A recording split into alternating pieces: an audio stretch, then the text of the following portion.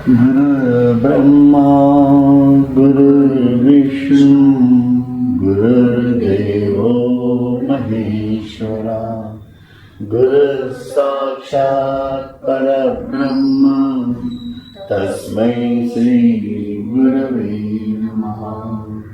मी माझे मावळो सर्व तू तुझे उगवता. मी तू पण जगन्नाथा ओ एकची तत्वता. देव भक्त असे द्वैत अद्वयत्व न खंडिता. दाखवी देव देवेशा प्रार्थना ही तुला. सद्गुरुराम महाराज की जय. रामालाही ज्यांनी बनवलं आणि कृष्णालाही ज्यांनी बनवलं ती सच्चिदानंद स्वरूपातली जी शिवस्थिती आहे तो शिव कुठला. मग आपल्याला तो शिव हवा आहे. आपण कृष्णाच्याच जाणीवेत राहणार असाल तर कृष्ण आपल्याला शिव दाखवल्याशिवाय राहणार नाही. म्हणून कृष्णाची भक्ती करा, पण कृष्ण समजून घ्या. कृष्ण कुठल्या स्थितीत होता. प्रभू श्री रामचंद्र शून्यावस्थेत होते म्हणजे कुठल्या स्थितीत जगत होते. म्हणून अर्जुनाला जे विश्वरूप दर्शन झालं ते विश्वरूप दर्शन फक्त अर्जुनाला झालंय, कुठल्याही संतांना झालेलं नाहीये. लक्षात ठेवा. कुठल्याही संतांनी असं कुठेही नमूद केलेलं नाहीये की मला विश्वरूप दर्शन जसं अर्जुनाला झालं तसं झालं. लिहिलंय का कुठं? तुम्ही सांगा. कारण तसं होतच नाही. फॅक्ट इज दिस. ज्ञानेश्वर माऊलीला जे विश्वरूप दर्शन झालं ते विश्वरूप दर्शन त्यांच्या ध्यानावस्थेमध्ये झालेलं आहे. त्या ध्यानावस्थेमध्ये संपूर्ण वैश्विक जाणीव प्रकाशपूरित जाणीवेतनं निर्माण होणारं विश्व अपरेचं कार्य त्यांना दिसत होतं. स्पंदातनं येणारा आकार, ईश्वराला विभाजित करणारी पराशक्ती जिला अतिमानसिक शक्ती म्हणते, तीच ईश्वराच्या ज्ञानाला विभाजित करून तिलाच या मूलद्रव्यांनी वेटोळ्यात बांधून तिन्हीच ईश्वराला त्याच्यामध्ये भरून 84 लक्ष योनी निर्माण कशा झाल्या हे त्यांना कळलं.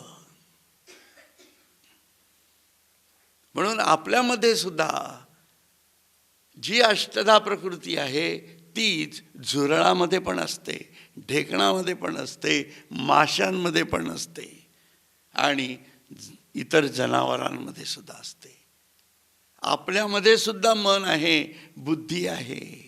तसंच त्यांच्यामध्ये पण मन बुद्धी सर्व आहे. फरक कशात आहे? प्रमाणामधला फरक आहे, पर्सेंटेजमधला फरक आहे.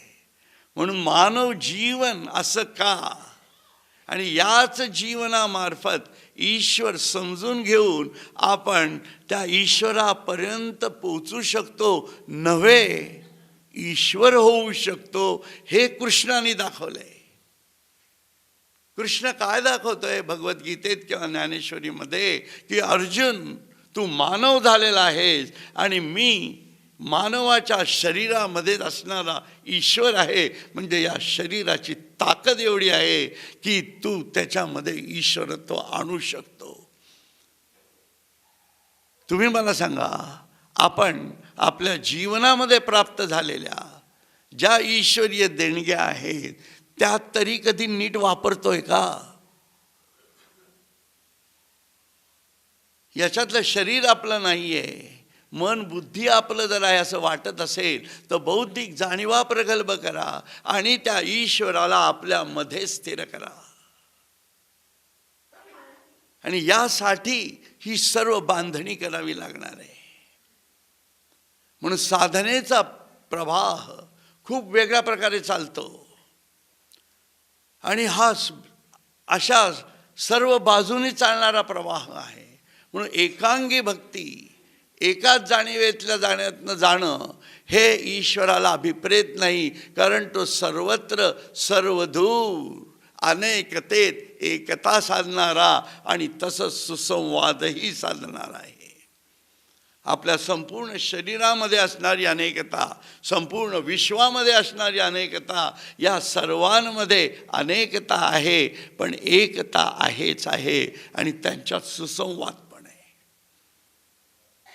म्हणून आपल्या जीवनामध्ये सुसंवाद शोधता यायला लागणार आहे. म्हणून ती अतिमानसिक शक्ती जी आहे, तिचं कार्याचं स्वरूपच तसं आहे. तिलाच वननेस, युनायटेडनेस आणि हार्मनी असं म्हटलं योगी अरविंद.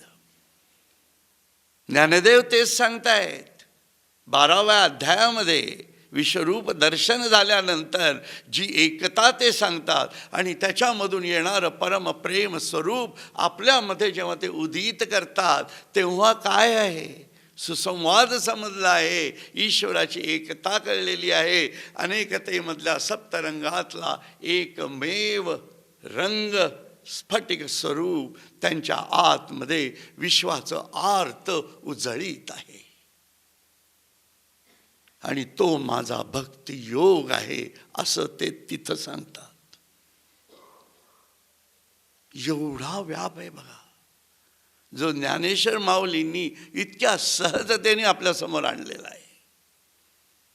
म्हणून त्याची जी आत्म्याची जी सहजता मी तुम्हाला काल सांगितली, ती त्याच्याच जाणीवेतनं त्यांनीच दिलेल्या इक्विपमेंट्समधनं आपल्याला साध्य करता यायला पाहिजे. यालाच गोरक्षनाथ, काल जो शब्द मला आठवला नाही, त्याला सिद्ध सिद्धांत पद्धती असं म्हणतात. म्हणून आपल्याला जर सिद्ध व्हायचं असेल, जसं शाळेमध्ये आपण प्रयोग करतो ना, काय प्रयोग करतो की प्रकाश किरण सरळ रेषेत जातो, बरोबर? हे साध्य करायचं आहे. बहुतेकांनी केला असेल हा प्रयोग. 3 पुठ्ठे घ्या, बरोबर, जाड जाड जाड पुठ्ठे घ्या, त्याला बरोबर प्रत्येक पुठ्ठे एकाच आकाराचे 3 पुठ्ठे घ्या. पहिली रिक्वायरमेंट, एकाच आकाराचे 3 पुठ्ठे घ्या. त्या प्रत्येकाच्या पुठ्ठ्याचा मध्य काढा, त्यात एक भोक पाडा, बरोबर. ते 3 पुठ्ठे एका रांगेत ठेवा. आपण ठेवतो. पलीकडे मेणबत्ती लावा किंवा दिवा लावा की जेणेकरून त्या छिद्राच्या, छिद्र बघा, छिद्र शब्द आहे त्याच्यासाठी. पुस्तकात सुद्धा छिद्र शब्द म्हणतात, भोक म्हणत नाही. भोक आहे मोठं होऊ शकतं, छिद्र शब्द. आणि तिथं ती ज्योत लावा किंवा दिवा लावा. एका बाजूने बघा, आपण बघतो आपल्याला दिसतच नाही. मग सर शिक्षक येतात, ते काय म्हणतात? ते म्हणतात, अरे पुठ्ठे एका रांगेत लाव राजा. ते थोडे तिरके झालेले असतात. मग ते आपल्याला कसं लावायचं ते सांगतात. बघा, तिथेही गुरु लागतोय आपल्याला. आणि मग आपण इकडनं पाहतो तेव्हा हां सर प्रकाश दिसतोय. म्हणजे काय झालं? तिन्ही भोकातनं तोच प्रकाश एका रांगेत आला, म्हणून साध्य सिद्ध झालं. अहमात्मा कधीच विसरू नये. लक्षात घ्या. स्वामी स्वरूपानंद आमचे सद्गुरू हे नेहमी असं म्हणतात, अहमात्मा कधीच विसरू नये. म्हणजे मी आत्मा आहे हे विसरायचं नाही. पण प्रयोग करायला पाहिजे ना. मग कसा करणार? मन, बुद्धी, चित्त आणि अहंकार असे 4 पुठ्ठे घ्या. आहेत आणि ते जन्मजन्मांच्या जाणीवेतनं असे जाड जाड झालेले. आणि त्याला मी छिद्रच पाडत नाही कधी. बघा, आपण कधी छिद्र पाडलं का? की खरोखर मला हे बघायचं आहे म्हणून मनाला त्या जाणीवेत आणणं, याला छिद्र म्हणायचं. बुद्धीला त्या ज्ञान जाणीवेत आणणं, याला छिद्र म्हणायचं. चित्ताला मनबुद्धी सांगते त्याप्रमाणे कर. बस, अंग मोडतंय ना, नाही बसू शकत नाही 1 तास, तरीही बस. 4 दिवस सासूचे बघताना बसतो ना 1 तास, मग इथं काय प्रॉब्लेम आहे? खुर्ची घेऊन बस, कोणी नाही म्हटलेलं नाही आहे. मग तिथं छिद्र पाडलेलं असतं ना आपण, तसंच छिद्र पाड. मला आत्म्याचा प्रकाश बघायचा आहे, यासाठी छिद्र पाड. आणि सगळे पुठ्ठे एका रांगेत आण, एकाकार कर. आहे बाकी तसंच राहू देत. धनसुत दारा असू दे पसारा, फरक पडत नाहीये. मनबुद्धीचाच विषय आहे हा. म्हणून त्या जाणीवेतनं छिद्र पाडलंस तर तुला तुझ्या चिदाकाशामध्ये तुझ्या आत्म्याचा प्रकाश दिसेल. लक्षात ठेव. आणि तेव्हा तुला कळेल की तू खरंच आत्मा आहेस, साध्य सिद्ध. पण प्रयोग असा आहे, आणि यासाठी हे तप लागतं. आणि हा प्रयोग 12 वर्ष करावा लागतं. लक्षात ठेवा. म्हणून 12 वर्षाचं तप या जाणीवेतनं जेव्हा करतो तेव्हा तेच मन शुद्ध होतं. तेच मन बुद्धी ज्ञान जाणीवेतनं अधिक शुद्धतेकडे जाते. चित्त एकाग्र व्हायला काहीच प्रॉब्लेम येत नाही. आणि अहंकार हा ऑटोमॅटिक शून्य होतो आणि परावर्तित होतो आहे. म्हणून परावर्तित होणारा अहंकार म्हणजेच मी ब्रह्म आहे, अहम आत्मा कधीच विसरू नये. त्यामुळे या सर्व साधनेचा हा प्रत्यय आहे. आपल्याला तुकाराम महाराज खूप आवडतात. बऱ्याच लोकांना जगद्गुरू आज सकाळी जोरात ओरडले ते. पण तुकारामाने साधना कुठली केली विचारलं का आपण त्यांना? आपण विचारायचं धैर्य दाखवत नाही. आपल्याला वाटतं की काल्याचं कीर्तन केलं, वा वा छान छान. तुकारामाने साधना कुठली केली जी मला माझ्या आयुष्यात करे? ठीक आहे, कालाबिला झालं, सगळं संपला विषय. कृष्णाने केला असेल माहीत नाही, पण माझ्या जीवनामध्ये ते कृष्ण आणायचा असेल तुकारामाने सांगितल्याप्रमाणे, तर तुकारामाने साधना कुठली केली? तुम्ही मी तुकारामाचं पद वाचून दाखवतो तुम्हाला. म्हणजे खरं पाठ आहे पण चुकायला नको म्हणून. तुकाराम महाराज काय म्हणतात माहिती आहे? मी तुम्हाला म्हणतो, आपण परवा मी म्हणण्यापेक्षा रामदास स्वामी म्हणतात ना, मरणाचे स्मरण असावे. म्हणून सुरुवातीला साधकांनी मरून बघितलं पाहिजे. हे जे मी म्हणतोय तुम्हाला ते हे आपण दुपारी ढाराढूर झोपतो की नाही, त्याऐवजी मरून बघा. मरणं म्हणजे काय याचा अभ्यास करा. म्हणजे कळेल की आपलं घर जातंय, आपला पैसा जातोय, म्हणजे ऑटोमॅटिक वैराग्य तयार होतंय. आणि तुकारामाने ती साधना केली आहे. ते काय म्हणतात? झाला प्रेत रूप शरीराचा भाव, झाला प्रेत रूप शरीराचा भाव, लक्ष्येला ठाव स्मशानीचा. माझ्या शरीराचा भावच प्रेतरूप झाला, देहबुद्धी पूर्ण गेली आणि मी प्रेतासारखा झालेला आहे. विचार करा. तुकाराम महाराज म्हणताय त्या तिथं डोंगराच्या गुहेत बसून ते काय करत होते ते इथं लिहिलेलं आहे. म्हणून बरेच लोक हे सांगतच नाहीत. त्याचं कारणच ते आहे, कारण असं शक्य होत नाही आहे लोकांना. पण खरं सत्य तुकारामाच्या साधनेचे याच्यात आहे.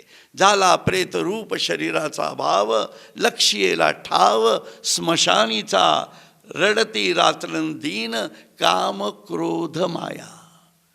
हे जे सर्व माझ्या शरीरातले, कारण प्रेतरूप भाव झाला आहे, माझ्या इच्छा वासना या रडतायत. मी त्रयस्थपणे बघतोय. रडती रात्रंदीन काम क्रोध माया, म्हणती हाय हाय यमधर्म. यमधर्म हाय हाय करतायत मला नेण्यासाठी. वैराग्याच्या शेणी लागल्या शरीरा. म्हणून माझ्या सगळ्या शरीराला मी वैराग्याच्या शेणी लावलेल्या आहेत. हे त्या गोवऱ्या म्हणतो आपण त्या. वैराग्याच्या शेणी लागल्या शरीरा, ज्ञानाग्नी लागला ब्रह्मत्वेसी. तुकाराम महाराज म्हणताय ज्ञानाग्नी लागला ब्रह्मत्वेसी. मी जे म्हणतोय तुम्हाला ज्ञान ज्ञान, ते ब्रह्मज्ञान, त्या ईश्वर प्राप्तीसाठीची तळमळ आहे, लक्षात ठेवा. तुकारामाची भक्ती इतकी साधी नाही आणि इतकी सोपी तर खचितच नाही. ज्ञानाग्नी पेटला, ज्ञानाग्नी लागला ब्रह्मत्वेसी. फिरविला घट फोडिला चरणी. फिरविला घट माझ्याच चरणाभोवती फोडला मी, आणि महावाक्य ध्वनी बोंब झाली. आणि माझी जी महावाक्याची बोंब झाली, कुठलं महावाक्य? मी ब्रह्म आहे आणि सर्वं खलु इदं ब्रह्म. या वाक्याची मी बोंब केली, माझी मीच केली. असा माझा प्रेत रूप शरीराचा भाव होतोय. फिरविला घट फोडिला चरणी, महावाक्य ध्वनी बोंब झाली. दिली तिलांजली. बघा किती सिस्टमॅटिक तुकाराम महाराज सांगतायत. दिली तिलांजली. कशाला? कुल नाम गोत्रासी. आपण काय धरून बसलोत? कोण कुठला? कशाचा अभिमान आहे आपल्याला? खानदेशचा? कशाचा अभिमान आहे? आपण काय खातो त्याचा? हे तोडावं लागणार आहे. तुकाराम महाराज सांगतायत, माझं तुम्ही काही ऐकू नका, माझ्यावर राग कृपया धरू नका, माझ्यावर प्रेम ठेवा, कारण मी प्रेमाने सांगतोय तुम्हाला. म्हणून दिली तिलांजली कुल नाम गोत. अहो हे सगळे अहंकार आहेत. हे अहंकार वाढवायचे आहेत कशाला? आम्ही या गावचे, आम्ही त्या गावचे, आमचं असं भारी, आमचं. अरे कुठलं काय? हे विश्वची माझे घर, ऐसी मती जयाची स्थिर. त्याचा संजीवन सोहळा करतोय ना आपण. कुठला अभिमान? दिली तिलांजली कुल नाम गोत्रासी. शरीर ज्याचे त्यासी समर्पिले. त्या पंचमहाभूतांना मी माझं शरीर समर्पित करून टाकलं. तुका म्हणे रक्षा झाली आपोआप. तुका म्हणे रक्षा झाली आपोआप. उजळीला दीप गुरुकृपे. हा दीप माझ्या आतमध्ये विश्वाचं आर्त कसं प्रगट झालं? लक्षात घ्या, तुकारामाच्या जीवनात ही साधन आहे. साधनेचं गंभीर स्वरूप अशा प्रकारेच जाणीवेत आणावं लागणार आहे. याचा अर्थ खूप गंभीर राहायचं असं नाही आहे, पण ती गंभीरतेपणे जीवनाला आकार देता यायला पाहिजे. क्षणाक्षणाच्या जाणीवेतनं ही गंभीरता जेव्हा येते तेव्हा मग होतो तुका आकाशा एवढा. तुका आकाशा एवढा होतो आणि तरीही म्हणतो पायीची वाहन पायीच बरी. काय भाव आहे, काय भाव आहे तुम्ही सांगा. म्हणून तुकारामाच्या ज्या जीवनातल्या गोष्टी ज्ञानेश्वर माऊलींना ते असं म्हणतायत. परंतु तुकारामांनी जी ज्ञानेश्वरीची स्पष्टता त्यांच्या जीवनामधनं आणि त्यांच्या काव्यातनं आणलेली आहे, ती स्पष्टता आपल्याला जवळीक साधू शकते. म्हणून मी तुम्हाला हे सांगतोय. म्हणून ज्ञानेश्वर माऊलींनी हेच सांगितलेलं आहे. सर्व आपल्या जीवनाला अशा प्रकारे कर्म भक्ती आणि ज्ञान जाणीवेतून तापवून करावं लागतं. म्हणून तो अनुताप सातत्याने ठेवावा लागतो. त्यासाठी लागणारा निश्चय पण तेवढाच महत्त्वाचा आहे. आणि तरच आत्मशोधाची शक्ती आपल्यामधून तयार होऊ शकते. म्हणून आपल्यासाठी जर कुठली त्रिसूत्री असेल तर अनुताप, आपल्याला अनुताप व्हायला पाहिजे की मला माझ्यामधला ईश्वर अजूनही कळला नाही. मी कशाचा अहंकार बाळगतोय. आणि या अनुतापाच्या जाणीवेतनं आपल्याच घरातल्या देवासमोर बसा आणि रडा. आपण रडलो का कधी? पूजा केल्या, पण देवासाठी रडलो नाही आपण कधी. मग हे रडणं किती गरजेचं आहे. ते अश्रू देवासाठी व्हायला पाहिजे की देवा तू मला भेटत नाही आहेस, तू कुठे गेला आहेस. अशा जाणीवेतनं जेव्हा आपल्या साधनेला एक वेगळा आयाम आपण देऊ तेव्हा ॲटोमॅटिक निश्चय सिद्ध होतो आणि आतून आपला सद्गुरूच आपल्यामध्ये उदित होतो, ज्याला आत्मशोधाची शक्ती असं म्हटलं आहे. म्हणून आपल्यामधला मानव तयार करायचा आहे, पुढे त्या ईश्वरात्वापर्यंत जायचं आहे. आणि हे संपूर्ण ब्रह्मांड हे त्यांनी आपल्यासाठी दिलेलं आहे. म्हणून आपल्या अभ्यासामध्ये या संपूर्ण ब्रह्मांडामधला जो विषय आहे, जो उत्पत्ती स्थिती आणि काळाच्या जाणीवेत आहे, जो सर्व अव्यक्ताला व्यक्त करणारा आहे आणि व्यक्ताला परत अव्यक्तेत परावर्तित करणारा आहे, ही जी संपूर्ण यंत्रणा आहे, ही यंत्रणा ईश्वराच्या अधिपत्याखालीच चालत असते. आणि म्हणून ईश्वराला अशा प्रकारे समजून जेव्हा घ्यायला लागतो तेव्हा आपल्याला खरा सर्वम खलु इदं ब्रह्म याची अनुभूती येऊ शकते. आणि म्हणजेच काय होतं, ईश्वराचं मन, त्याचा स्पंद आणि आपला स्पंद एका प्रकारे सुसंवादी होतो. त्याला ज्ञानदेव म्हणतायत, ओम नमोजी आद्या वेद प्रतिपाद्या जय जयाजी ससंवेद्या आत्मरूपा. म्हणजे या 3 दिवसामध्ये आपण फक्त पहिली ओवी पाहिली, लक्षात घ्या. म्हणून ब्रह्मज्ञानाच्या जाणीवेतनं ओम तत्सत ही जी ब्रह्मदेवांनी दिलेली जी सनातन धर्माची दीक्षा आहे, ही किती महत्त्वाची आहे आपल्या लक्षात येईल. आणि त्याला श्रद्धात्रय म्हटलंय शेवटी त्यांनी. श्रद्धात्रय विभाग हा मी 17व्या अध्यायाचा जो म्हणतो आहे तो तिथं आहे.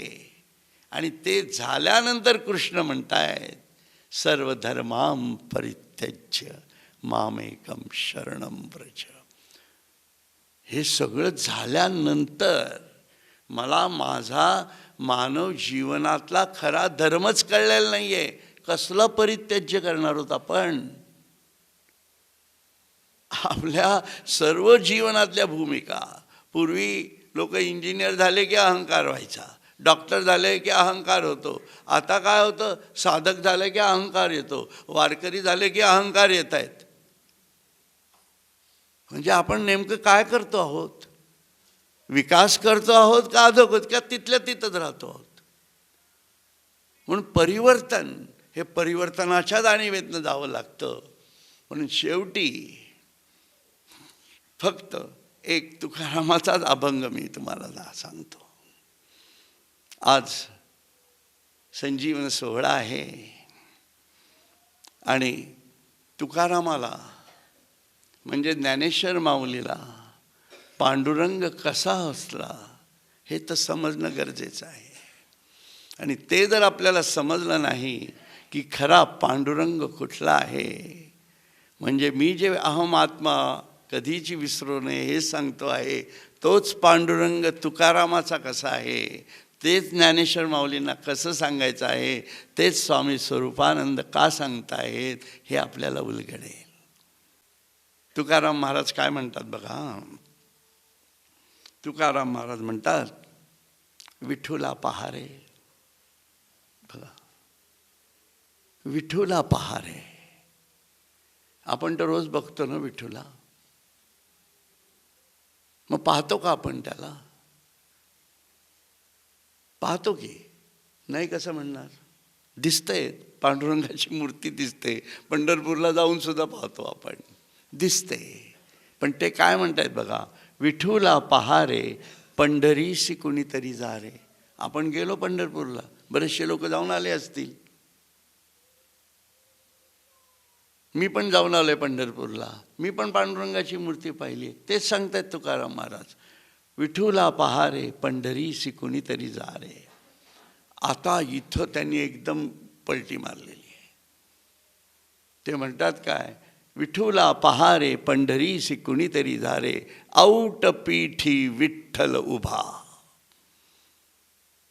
औट पीठी विठ्ठल उभा, मध्ये सुनीळाची प्रभा, कोटी मदनाचा गाभा, सोहम तो रे पंढरीसी कुणीतरी जारे.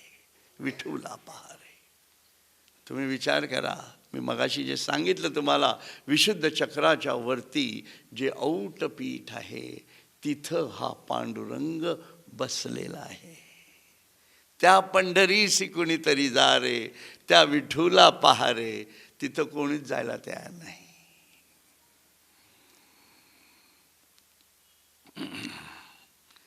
कोटी मदनाचा गाभा, आणि त्याचं नाव काय आहे? सोहम तो रे. तो पांडुरंग सोहम आहे. लक्षात घ्या. म्हणून पुढे म्हणतात, विठू उभा ना बैसला. विठू उभा ना बैसला, सर्वा घटी कोंदाटला. बघा विश्वरूप कसं आहे. हे विश्वरूप जे आपल्याला बघता येण्यासारखं आहे. अर्जुनाने बघितलं ते संपला विषय.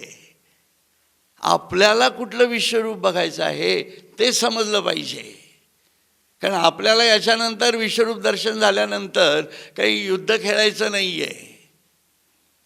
आपल्याला आपल्यामधलं परमप्रेम स्वरूप उदित करायचं आहे.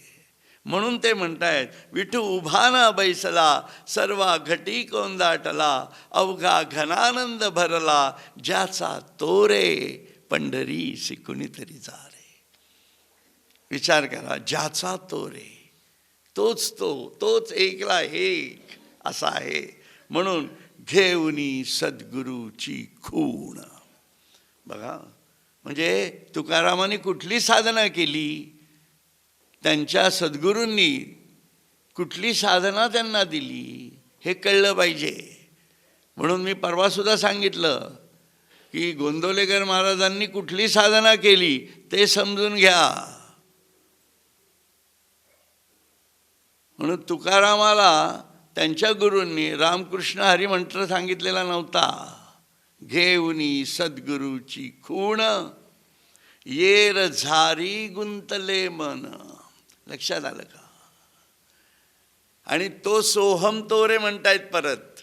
म्हणजे तुकाराम महाराजांनी सोहम साधना कशी केली तर नाभीपासून ब्रह्मरंध्रापर्यंत जाणाऱ्या श्वासाच्या जाणीवेमध्ये त्यांनी कुंभक साधला आणि तिथं मी ब्रह्म आहे सोहम ही जाणीव स्थिर केली. आणि तीच जाणीव निश्वासित करून आपल्या संपूर्ण पेशीपर्यंत परब्रह्माच्या जाणीवेला त्यांनी सुपूर्त केलं. घेऊनी सद्गुरूची खूण, येर झारी गुंतले मन. म्हणजे मन कुठं गुंतलंय त्यांचं?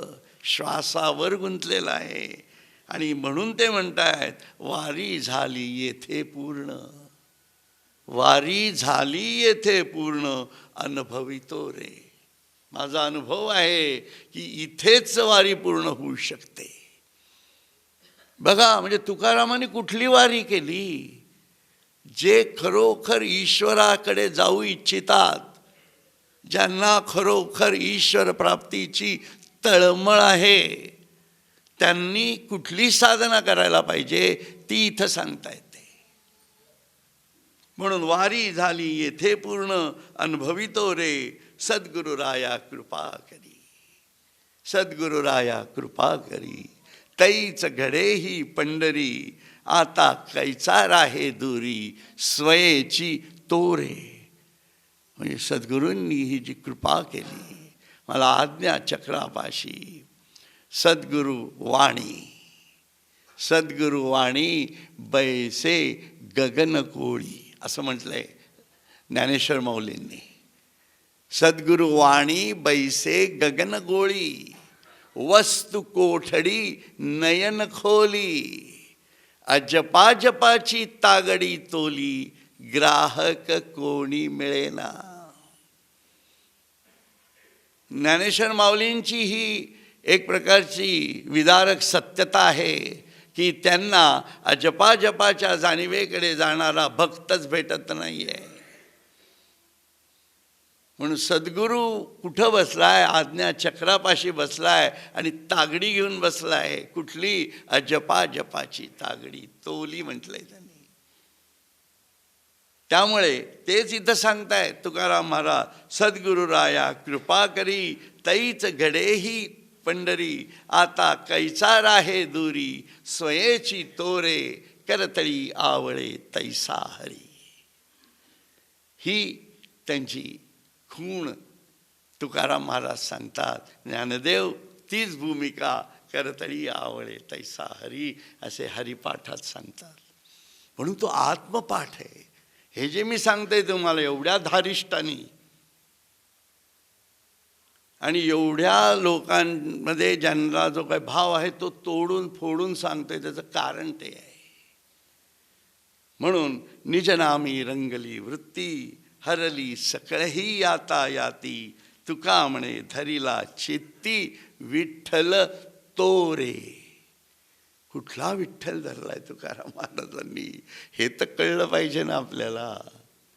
म्हणून ही संपूर्ण तुकारामाची साधना जी वैश्विक जाणीवेतून समृद्ध आहे, तीच भूमिका ज्ञानेश्वर माऊलींनी आपल्या संपूर्ण ज्ञानेश्वरीतही सांगितली आहे, अमृतानुभवात पण सांगितलेली आहे. आणि तीच अनुभूती जेव्हा अमृतानुभवातनं ते व्यक्त करतात, तेव्हा अद्वैत जाणीवेतनं ते जातात. अज्ञानाचं खंडनही होतं, ज्ञानाचंही खंडन होतं, आणि अज्ञानाच्या पलीकडे असणाऱ्या त्या पुरुषोत्तमाचं दर्शनही होतं. आणि ज्ञानेश्वर महाराज स्वतः क्षरस्थितीत राहतात. अतिमानसिक जाणीवेतल्या पुरुषोत्तमाच्या अक्षर ब्रह्माला समजून घेतात आणि तोच त्यांच्यामधला पुरुषोत्तम तयार होतो. म्हणून ज्ञानेश्वर महाराज हे स्वयंभू पुरुषोत्तम जाणीवेतलं हे महाविष्णूचं स्वरूप आहे, लक्षात घ्या. म्हणून त्यांनी जो त्यांच्या एरवीला आपण म्हणतो ना की सगळे हे चालतात, कलियुग आल्यानंतर प्रलय होईल वगैरे वगैरे, तो प्रलय त्यांनी स्वतःच्या जीवनामध्ये साधनेतनं, मगाशी जोशी सरांनी थोडा स्पर्श केला त्याला, त्यातनं त्यांनी साधला.